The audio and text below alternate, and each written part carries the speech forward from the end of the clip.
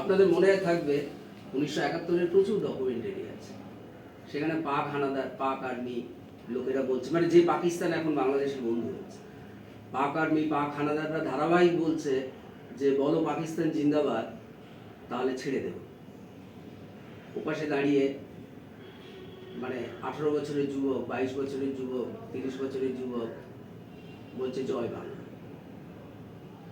তো সেই জয় বাংলা স্লোগান, যেটা মুক্তিযুদ্ধের সাথে সম্পৃক্ত, স্বাধীনতার সাথে সম্পৃক্ত, সেই স্লোগানকে নিষিদ্ধ করলে মানুষের মন থেকে কি মুছে দিতে পারবে?